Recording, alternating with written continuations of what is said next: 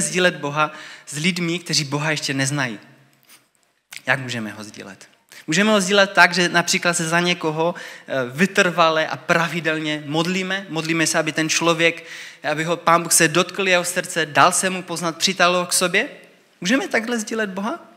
Myslím, že často to je jediná možnost, která nám zbývá, že? Často to je jediná možnost, která nám zbývá. Prostě modlit se za někoho, protože nemůžeme s ním mluvit, nemůžeme s ním být, nemůžeme, možná je nějaká bariéra mezi náma a můžeme se jenom modlit. A tak díky Bohu za to, že se můžeme modlit za někoho, aby se ho Pán Bůh se ho dotkl. Jak ještě můžeme sdílet Boha?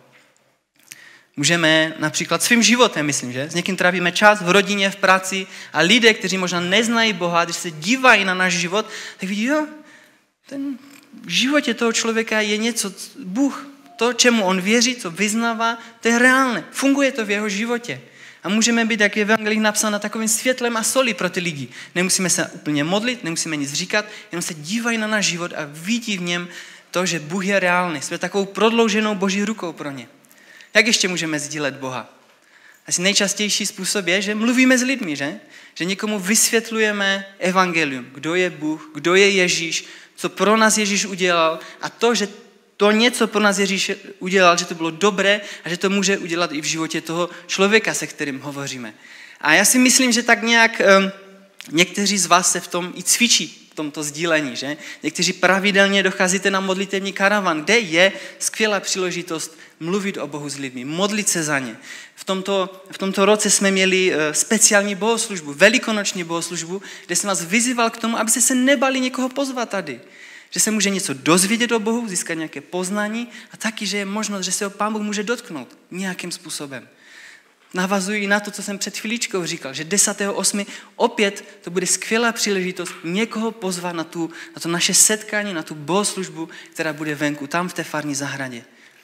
A taky už jste určitě mnohokrát ode mě slyšel na různých setkání, na modlitbách, že tak nějak vnímám a věřím, že příští rok nás Pán Bůh vede k tomu, abychom to naše sdílení se vírou, evangeliem, Bohem s lidmi, kteří Boha ještě neznají, ještě zintenzivnili. Aby to bylo prioritou každého z nás. Kež by to mohlo být prioritou celého našeho společenství. Kež by to byla oblast, kde si řekneme, Bože, já chci, aby se něco stalo v tom příští roce. Kež by si mě ještě víc používal. A kež bychom do toho dali ještě větší úsilí. S vědomím, že to není něco, co někdo vymyslel, tak to pojďme dělat, ale že to je Pán Bůh, který nás do toho vede, že s námi v té oblasti chce spolupracovat a taky, že se k tomu přizná tak, jak on bude chtít. A já jsem vám říkal, že chci začít jednoduchou otázkou. A ta moje otázka zní. Myslíte si, že k tomu našemu sdílení se, naší víry, evangeliem, Bohem, s lidmi, kteří Boha ještě neznají, máme všechno, co potřebujeme? Neschází nám něco? Nechybí nám něco? Máme všechno, co k tomu potřebujeme? Přemýšleli jste někdy nad tím, co k tomu vlastně potřebujeme? Nic? Já myslím, že spoustu věcí, ale je pár takových základních. Co například? Například to, že my sami potřebujeme vědět, že čemu vlastně věříme. Potřebujeme být přesvědčeni o tom, že to, čemu věříme, že to je reálné a funguje to v našem životě. A když to v úvozovkách nabízíme nějakému člověku nebo lidem, že nabízíme něco, co je reálné, co funguje a co je dobré. A co věříme, že ten člověk potřebuje. Co ještě potřebujeme k tomu sdílení? Asi když s někým mluvíme, že, tak potřebujeme to nějak srozumitelně předat, že? Měli bychom být dobří komunikatoři, že? Samozřejmě Pán Bůh, jak bylo dneska řečeno, si může použít cokoliv a kohokoliv a kdykoliv, ale obecně asi platí, že bychom měli to nějak srozumitelně všechno sdělit, že? A vysvětlit. Co ještě k tomu potřebujeme? K tomu sdílení. No, aby v tom byl asi Pán Bůh, že? Aby se k tomu Pán Bůh přiznal. Když se za někoho modlíme, aby se Pán Bůh přiznal k těm modlitbám. Když nějakým způsobem s někým trávíme čas, nějak žijeme, aby se Pán Bůh k tomu našemu životu přiznal. Aby se Pán Bůh přiznal k tomu, když s někým mluvíme něco o Bohu. Aby to byl Bůh, Duch Svatý, který se bude dotýkat jeho srdce, dávat se mu poznat a přitahovat k sobě takového člověka. A určitě spoustu dalších věcí. Ale já bych chtěl dneska hovořit o jedné konkrétní věci, vlastnosti nebo schopnosti nás křesťanů, nebo nás jako církev, která si myslím, že nám trochu chybí, schází, že ji nemáme. A je to něco, co myslím si je obrovskou pomocí, silou a myslím si, že v dnešní době a v budoucnu bude takovým klíčovým prvkem nebo prostředkem pro to, skrze který se Pán Bůh bude moct projevovat a jednat a dotykat lidských srdcí a měnit je. A až jste si určitě zase všimli, že jsem zase neřekl, co to je, že? A já to taky schválně, protože si myslím, že by bylo moc fajn, kdybychom k tomu, co to je, mohli dojít tak nějak postupně a společně. A tak podíváme se dneska do Bible, do Starého i Nového zákona, a teďka se podíváme do Starého zákona na jeden takový speciální příběh, který je napsán v 2. královské v 6. kapitole. Ještě to prosím, Dave, nepouštěj. A víte, takových speciálních, zvláštních, krátkých příběhů ve Starém zákoně je spousty.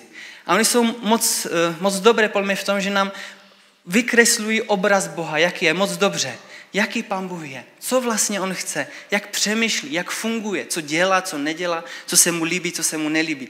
A jeden z takových příběhů si dneska přečteme. A ještě je to příběh o Elišovi, izraelském králi a Aramejcích. A abychom pochopili ten příběh, tak bych chtěl trochu nastínit to dobové pozadí toho příběhu. Jsme v době starověk, území dnešního Blízkého východu, kdy ten boží lid, Izraelci, žijí ve 2 královstvích. Menší část Izraelců obyvá Judské království, které je menší, chudší, je na jihu, a většina Izraelců obyvá takzvané Izraelské království, které je tak trochu na sever od toho Judského. A v té době, o kterém dneska budeme mluvit, tak to Izraelské království vedlo dlouho válku s Aramejci. A to byl zase národ, který obyval dnešní Syrii, tam vytvořili království, hlavní město bylo Damašek. A dlouhou dobu vedli válku s těmi Aramejci. A většinou ta válka probíhala tak, že asi obě strany, ale většinou ti Aramejci podnikali výpravy na to izraelské území. Oni z někde přitáhli, někde se utábořili a šířili zkázu všude kolem. Prostě vypalovali města, brali zajatce, otroky, vraždili. A jak jsem mu říkal, jsme ve starověku na území dnešního Blízkého východu a to byla děli se někdy velmi nehezké a drsné věci. V jiném starozákonním příběhu je napsané, že jednou ti Aramejci oblehali hlavní město to izraelského království, Samaří. A oblehali ho tak dlouho, že v tom městě nastal hlad. A ten hlad byl tak veliký, že dokonce tam objevoval se v rámci rodin kanibalismus. A to jen nám ukazuje, jak nemilosrdná a drsná doba to byla. A právě v této době se odehrává náš příběh. Já ten příběh se pokusím ten začátek jakoby převypravět a pak na konci to nejdůležitější přečtu. A ten příběh o tom, že jsme v Syrii, v Damašku, aramejský král je zmaten, je rozrušen a říká si, jak je možné, že pokaždé, když vyšlu vojsko na to izraelské území, oni se někde utáboří a chtějí šířit zkazu, a nic z toho, jako by ti Izraelci byli předem o tom věděli, jako by znali naše plány, naše trasy, co tam chceme dělat, jaký je náš plán. Jak je to možné? A tak křičí na svoje služebníky, kdo z vás donáší izraelskému králi? A jeden z nich mu řekne, no nikdo, ale v izraelském království je boží muž, prorok Eliša, který všechny tady ty naše plány, všechny ty naše trasy, kterým půjdeme, co tam chceme dělat, předem oznamuje izraelskému králi. A tak ten aramejský král samozřejmě vydává rozkaz, najděte mi božího muže proroka Elišu. Musíme ho zajmout. A tak oni se dozvídají, že prorok Eliša je v městečku Dotanu, které se nachází kousek od toho hlavního města Samaří, tak tam vyšle, tam napsané, tam vyslal armádu, vojsko, koně a tak se Eliša najednou probouzí jedno ráno v tom městečku a vidí a všude kolem aramejské vojsko. A tak se tam děje taková zvláštní věc, že on vychází k ním, mezi tím se modlí k Bohu, k Hospodinu, aby je oslepil. Tím není myšleno, že najednou přestali vidět, ale prostě najednou, aby je nějakým způsobem zmatl, aby si přestali uvědomovat, kde jsou. A tak jim vychází a říká jim, já vím, proč tu jste, já vás zavedu za tím mužem, kterého hledáte. A vede je do hlavního města Izraelského království, do Samaří. Tam, kde sídlí jejich úhlavní nepřítel. Přímo k izraelskému králi, bychom mu tak lidově mohli říct, přímo mu pod nos. A tak pojďme si to přečíst, co se dělo pak. Eliša pak na ně zavolal. To není ta cesta, to není to město. Pojďte za mnou a dovedu vás k muži, kterého hledáte. A dovedl je do Samaří. Jakmile vešli do Samaří, Eliša řekl, Hospodine, otevři jim oči, ať vidí. Hospodin jim otevřel oči a hle, uviděli, že jsou uprostřed Samaří. V tom je spatřil izraelský král. Mám je pobít, otče? Mám je pobít? Ptal se Eliši. Ne, odpověděl. Nezajel si je vlastním mečem a lukem a teď bys je chtěl pobíjet? Dej jim jídlo a vodu, ať se najedí a napijí a pak se vrátí ke svému pánu. Král jim tedy vystrojil velikou hostinu a když se najedli a napili, propustili je. Vrátili se ke svému pánu a v té době aramejské nájezdy na izraelské území přestaly. Tak zkusme si to představit. Jsme Izraelci, izraelský král, tak najednou se probudíme ze svého paláce a najednou vidíme, jak Bůh Hospodin skrze Elišu přivádí k nám zmatené, oslepené aramejské vojsko. Eliše se, jak už je tam dovedl do prostřed Samaří, tak se pak modlil, aby oni znovu procítili a uvědomili si, kde jsou. A oni procítají a uvědomili si, kde jsou. Uprostřed Samaří. Uprostřed města, s kterým vedou dlouhotrvající válku. A tak samozřejmě, už jsem to říkal, jsme ve starověku, území Blízkého východu. Nikdo nemyslel na nějaké milosrdenství a izraelský král jde za Elišou. Můžu je pobít? Dvakrát se ptá. Už se byl natěšený na to. A co mu na to říká Eliša? On mu říká, ne, přineste mi Tóru, tehdejší starý zákon, a já těm Aramejcům, tady už procitnutým, budu vysvětlovat, proč není dobré bojovat s Izraelem, s božím lidem. Proč není dobré s ním vést válku. Já jim to tu vysvětlím, oni to pochopí a bude dobře. Udělal to Eliša? Neudělal, že? Co řekl Eliša izraelskému králi? Dej jim najíst, napít, dej jim vodu, chleba, ani se napí, nají a pak je propušť zpátky. Ať se vrátí do své země. A moje otázka je, co se tady vlastně stalo? Izraelský král, když viděl ty Aramejce, tak je mohl pobít. Mohl říct, teď způsobím potupu pro Aramejce. Uštěřím velikou poražku aramejskému králi. Neudělal to. Mohli jim tam Izraelci začít vysvětlovat něco story ze starého zákona, nějaké duchovní principy. Neudělali to. Tam je napsané, že izraelský král na radu Eliši vystrojil velikou hostinu. Oni se najedli, napili a odešli zpátky do své země. Co udělal ten izraelský král? On je pohostil. Projev pohostinnosti. A já vím, že to slovo, ten pojem pohostinnost, když někdo někoho pohostí, je pro naprostou většinu nás něco naprosto obyčejného, všedního. Dokonce mi někdy připadá, že je pro některé něco neduchovního. Ale to je téma dnešního kázání. To je ta konkrétní vlastnost, schopnost nás, křesťanů, nás církve, kterou ne, že nemáme, na chybí, schází. My ji máme, ale málo. A možná jim nedáváme takovou důležitost, jakou bychom měli. Pohostinnost. Já bych si moc přál, abychom že pohostinnost je něco, je to pomoc, je to síla, skrze kterou Pán Bůh se projevuje a dotýká se lidských srdcí a mění je. Víte, já bych chtěla, abychom dneska uviděli, pochopili, tak nějak přijali a nějak prakticky zpracovali, že pohostinnost je něco, skrze co Pán Bůh jedná. Když se podíváme, co apoštol Petr, když psal o pohostinnosti, co o ní psal. Pojďme si to přečíst. 1. Petrova 4. kapitola. Petr píše, všemu nadešel konec, to říkáme, že? Už 2000 let. Proto se vzpamatujte a probuďte se k modlitbám. A především si ale zachovejte vzájemnou lásku. Vždyť láska přikryje množství hříchů. Projevujte si navzájem pohostinnost se vší ochotou. Každý z vás dostal nějaký dár a tak si jimi navzájem služte jako dobří správci rozmanité boží milosti. Co tady apoštol Petr píše o pohostinnosti? Vidíme, že to je něco, že pohostinnost je něco, co je propojené, nebo vychází s láskou, z lásky, z láskavosti, vstřícnosti. Dále tady píše, že pohostinnost, že máme být pohostinní, že máme být ochotní v té pohostinnosti. Naznačuje, že to je nějaký dar, nějaký projev boží milosti, kterým si máme navzájem sloužit, kterým možná máme prostě rozvíjet. Ten příběh o Elišovi a izraelském králi Aramejcích nám ukazuje, že pohostinnost to není jenom, že na nějakém setkání nebo po bohoslužbě připravíme pohoštění a dáme tam tyčinky, kofolu, chlebičky a nějaký džus. Ale že pohostinnost jde mnohem dál, že to vychází z lásky, je to propojené s láskou, s nějakou láskavostí, vstřícností. A že to je, a ten příběh nám ukazuje, že pohostinnost je taky o tom, když lidé, kteří možná neznají Boha, dokonce naši nepřátelé, úhlavní nepřátelé, když jsou s námi, v naší blízkosti, v naší přítomnosti, tak najednou se cítí jak? Posilnění. Dobře, že je přijímáme. Že se cítí, když jsou s námi možná v církvi, že jsou v bezpečí, že jsou v bezpečném prostoru. Když se vrátíme zpátky na to samařské náměstí, kde jsou ti zmatení Aramejci, tak to nebylo tak, že ti Izraelci před ně dali vodu a chleba a řekli, najeste se, napijte a táhněte, odkud jste přišli.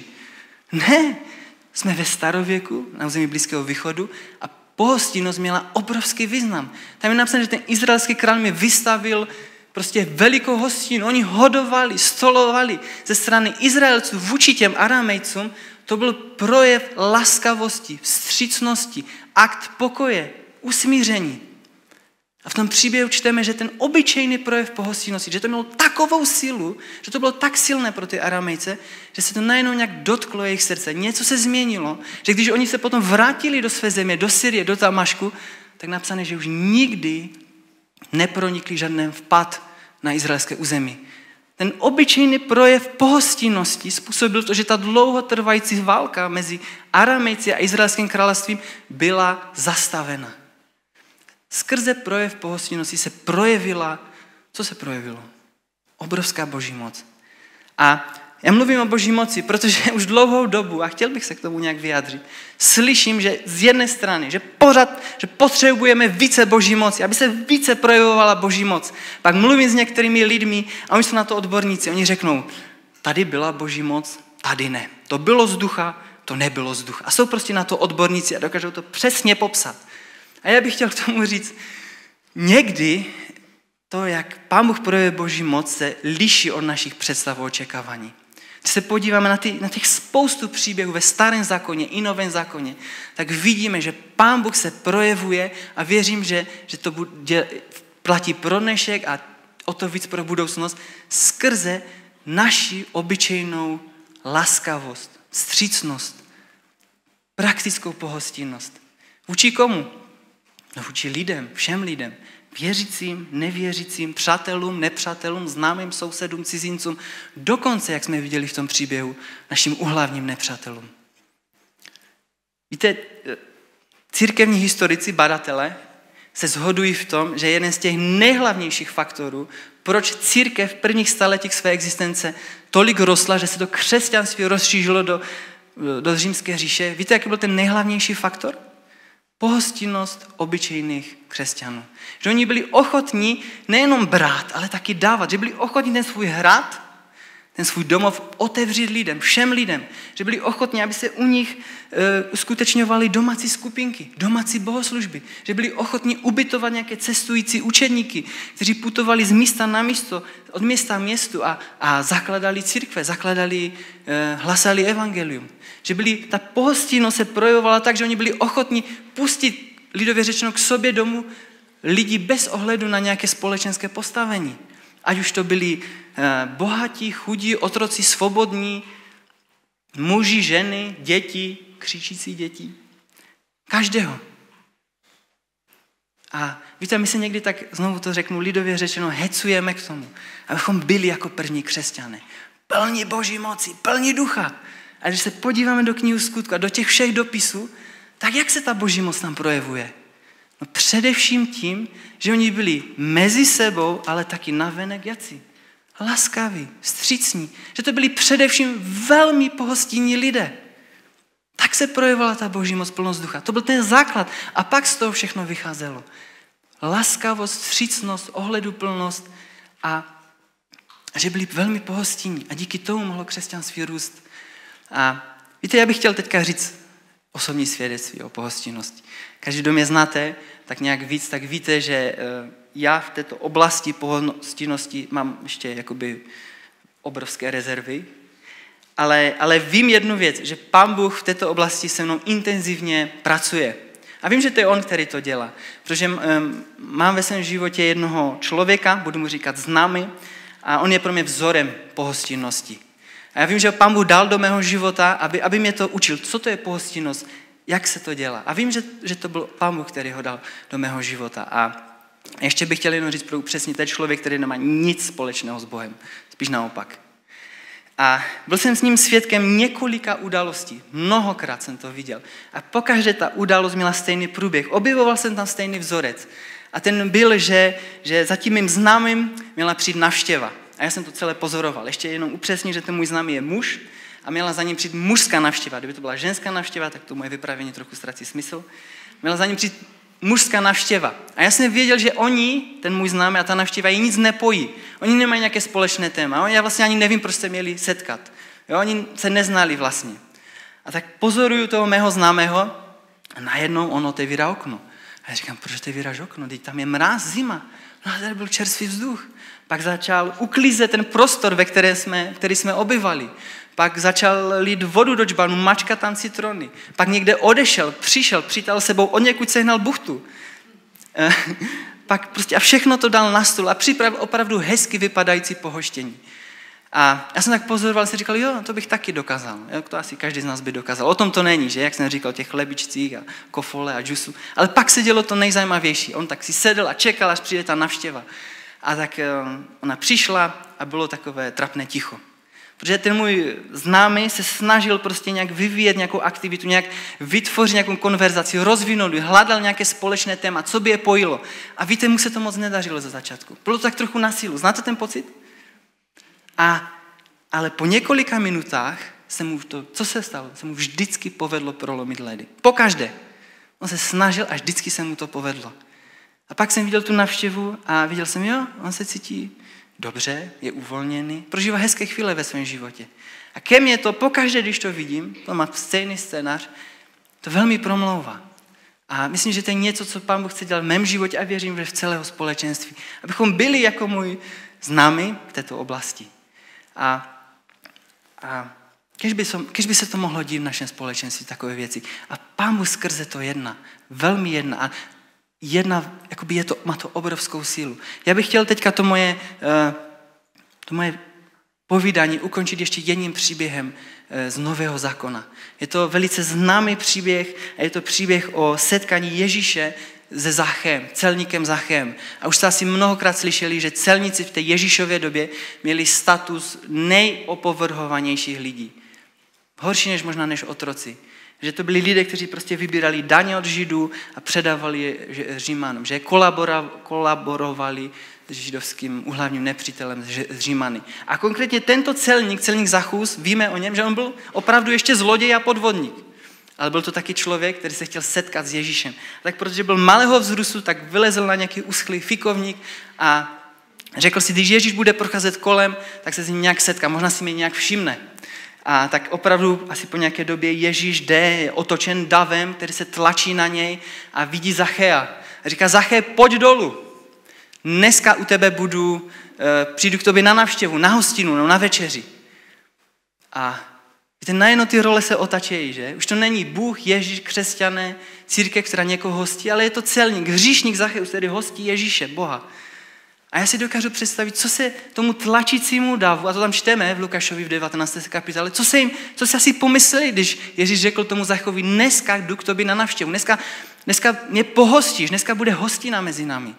Řekli, Ježíši, ty jsi měl říct, Zaché, pojď dolů, přestaň okrádat a podvádět lidi a vzdej se všeho, co máš a následuj mě. A nebo měl říct, Zaché, já ti chci říct nějaké moudro podobenství, které se tě dotkne a změní tvůj život. Neudělal to. Co udělal? Dneska budeme spolu mít hostinu.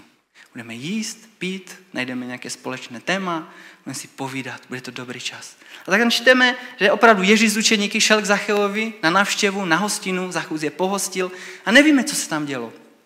Pravděpodobně měli dobrý čas, jedli, pili, mluvili o důležitých věcech, ale víme, jaký byl z toho výsledek, že?